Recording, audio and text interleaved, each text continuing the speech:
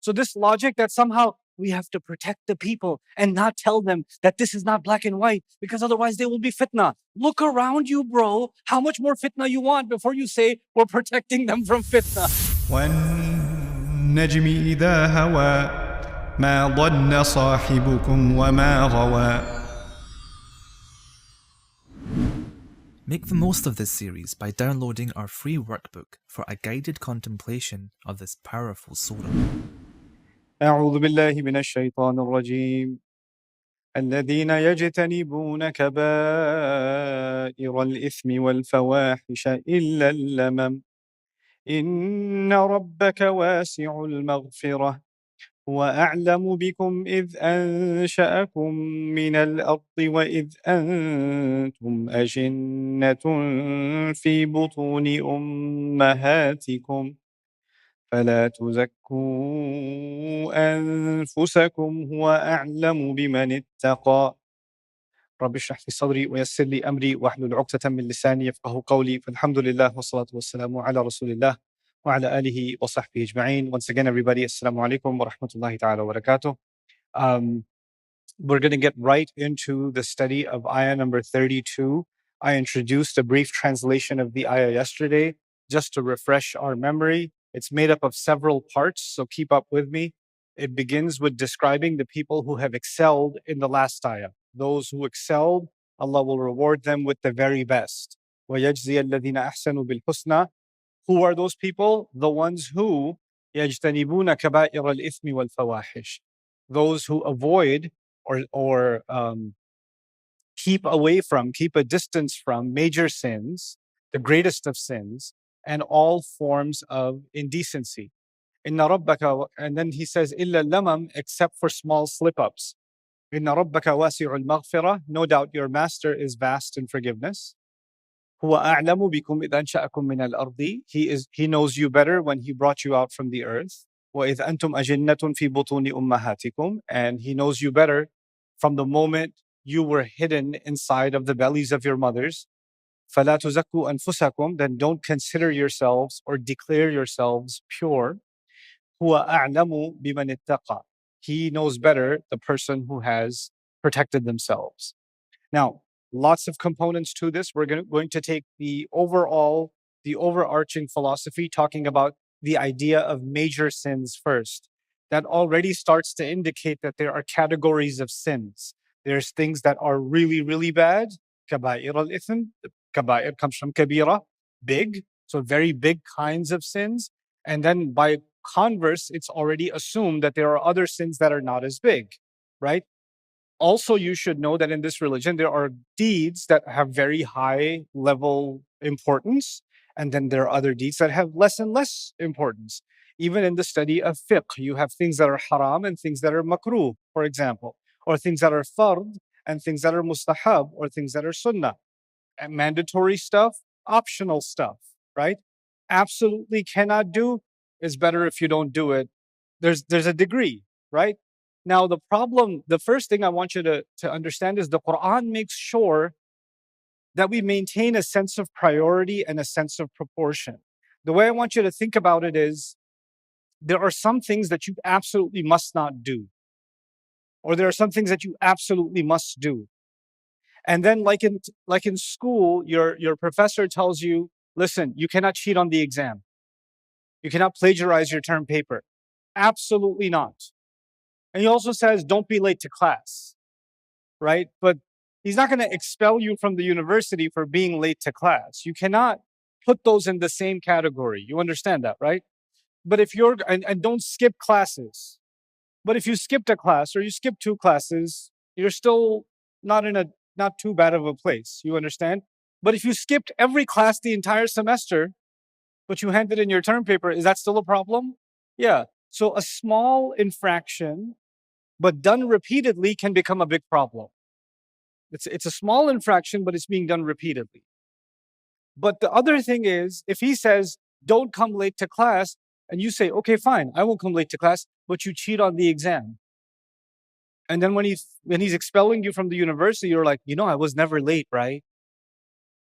So there's something wrong with you, because you have a twisted sense of proportion. Things that are supposed to be big became small in your head, and things that were supposed to be relatively smaller became big in your head. Now, if you got caught being late to class, would you be ashamed? Yes. Would that be the end of your life? No. But if you got caught faking doctor's notes or faking you're putting your name on somebody else's paper and you got caught for that, would the guilt of that be much bigger? It would be, right? And the remorse you have, the regret you have would be much bigger. Would it be much more devastating for you? Would it be a much more difficult thing for you to get over? Yes. But being late to class and you're depressed about it for the next 5 days, I can't believe 3 minutes late. I don't even know how to. Then you again have a psychological disorder. You have a problem. Now, I'm giving you this example because in our religion, there's actually some things you're supposed to feel really, really bad about. Like if you did that, you're supposed to feel really bad about that. Those are the kaba'ir al-ithm. Those are the major, major sins. Then there are other things. Oh my God, I joined the jama'ah late for Fajr. Oh, I missed my sunnah prayers. Oh, I walked into the house, but with my left foot. I forgot to say Bismillah before I ate the burger. Or whatever. Something, small infractions, yes? When you start obsessing over those, then you lose sense of proportion. You're misplacing big feelings on small things, right? But I want you to understand something. Just like a car or just like a machine, the human heart and our emotions, we have limited fuel. We have limited fuel. You can only be so excited until the juice runs out. Like, for example, being on a treadmill, if you're going at a certain speed, you can only go so long before your energy reserves go low. If you're exhausting so much energy, feeling guilty about small things, then the energy you're supposed to have to feel guilty about big things is being depleted. Do you understand? So what then happens is, let me give you an example of what happens here. It creates what I'm calling here tunnel vision. So you can have someone, one of the major things Allah talks about, for example, is make sure you give your wife the mahar. Make sure you give her the mahar, right? He goes out of his way to talk about this issue. Okay. And he says, if you ask for any of it back when you're getting divorced, are you taking a serious allegation on yourself? Are you incriminating yourself by even asking for it back? The mahar you had given in case of a divorce? Okay. Now you have a person who's never even given the mahar. He's never even given the mahar. But he's losing his mind because if somebody's holding their hands the wrong way in salah, too high or too low, or somebody's scratching their face, or somebody's jeans are too low and they're going below their ankle and they're like, this guy doesn't understand the sunnah. You call that a beard? Your face is un-Islamic. And they're really particular about certain things and it's a really big deal to them. And they won't go to somebody's house. I'm not sure if they eat dhabiha or not. I don't know. They're Muslim, but are they Muslim with a capital M or lowercase? I don't know. So we can't be sure. Let's find out where they get their goat killed from first. Right? But the same person is completely okay eating the haram money that was supposed to go to his wife. No problem. No problem. You know what that is? A twisted sense of what?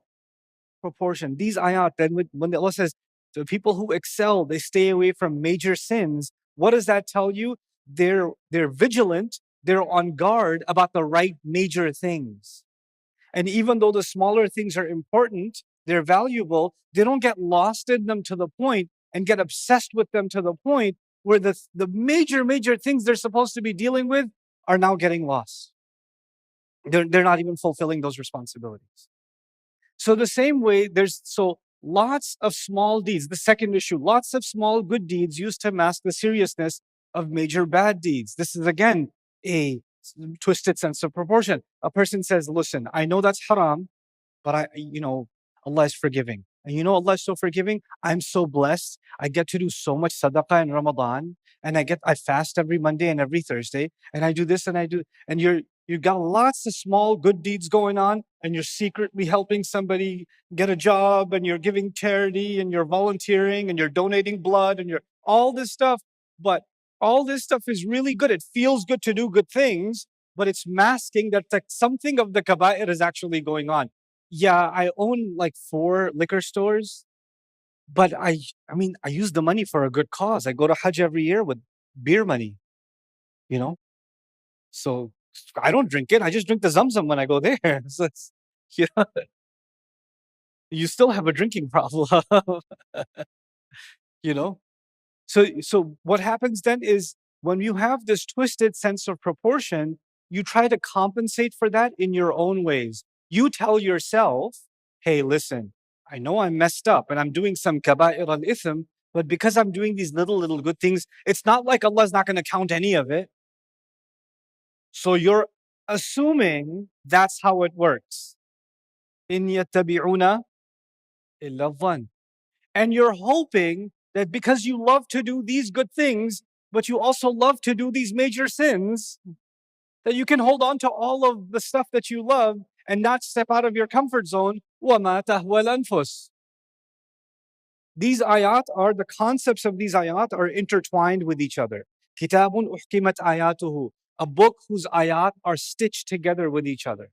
Then you get, if you stay long enough in the twisted sense of proportion, your religion entirely, you call yourself a Muslim, but it's a totally different religion. It's not the same religion anymore. Because our religion is defined by what is the priority and what is not, actually. يُنَبَّأُ الْإِنسَانُ يَوْمَئِذٍ بِمَا قَدَّمَ وَأَخَّرَ. Human beings will be informed on Judgment Day, what did they make a priority and what did they delay? So whatever's not as priority has to get delayed. When small things become your priority, that means big things get delayed. And when big things get delayed, you get the thing that's on your mind the most starts shaping your worldview. It starts shaping your thought process. It starts shaping your opinion of things. When someone, for example, is obsessed with tajweed, tajweed is great. I love tajweed. Obsessed with tajweed. When they're praying, all they're thinking about is what? MashaAllah, that qalqala though. That mud, I was counting 1, 2, 3. It was perfect. Allahu Akbar. To them, the religion itself, even though they're not saying it, the religion itself has become what? Tajweed. And when someone says Quran, they're not thinking the hikmah of the Quran, the wisdom of the Quran, the guidance of the Quran, the reminder of the Quran, the thinking through the Quran, the instructions of the Quran. You know what they're thinking? The ghunnah of the Quran, the qalqala of the Quran. I love Quran. When they say I love Quran, they mean something else. It's a different religion now. This shift in what the religion means to you, that happens when the sense of proportion is twisted. The essence of Islam is redefined. But then the scariest part, when all sins are deemed equal, when the small and big becomes equal, then I wrote here the floodgates open. Let me tell you what that means. There are some, and by the way, this is a separate study. If I started talking about this, we would take a course by itself one day. All the major sins Allah talks about in the Quran, all of them are addictions. All of them are addictive. And human beings to this day are suffering from each one of them as an addiction. Whether it's zina or alcohol or gambling, go through the gambit. Go through the gambit. They're all addictions, you know, and they're all like perpetuated. Like even riba is something that compounds and compounds. Alcoholism compounds and compounds. Addictions, gambling, it keeps on getting worse and worse and worse and worse and worse. It enhances. Those are the kinds of things that Allah has deemed kaba'ir. Fine. Your problem, you cannot protect people from the truth and say if they find the truth, they'll use it the wrong way. Listen, if somebody wants to use something the wrong way, they can even use the Quran the wrong way. And people have. يُضِلُّ بِهِ كَثِيرًا وَيَهْدِي بِهِ كَثِيرًا. They've used it. The Quraysh even used Surah Al-Najm the wrong way and said, oh, Lat, Manat, and Uzza are legit. So this logic that somehow we have to protect the people and not tell them that this is not black and white because otherwise they will be fitna. Look around you, bro. How much more fitna you want before you say we're protecting them from fitna? What planet are you living on? Hey guys, you just watched a small clip of me explaining the Quran in depth as part of the Deeper Look series. Studying the Quran in depth can seem like a really intimidating thing that's only meant for scholars. Our job at Bayyinah is to make deeper study of the Quran accessible and easy for all of you. So take us up on that challenge. Join us for this study, the Deeper Look of the Quran, for this surah and many other surahs on bayyinatv.com under the Deeper Look section.